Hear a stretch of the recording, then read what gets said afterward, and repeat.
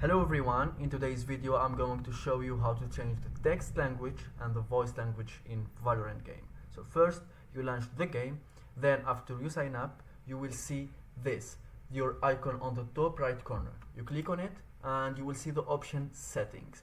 After you click on the settings you will see here game text language. So this one, when you change the language, it will change automatically the text and the voice together. So here it's English. Let's say I'm going to change it to French, and then just simply after you change it, you just close this view and it will be changed to French for me.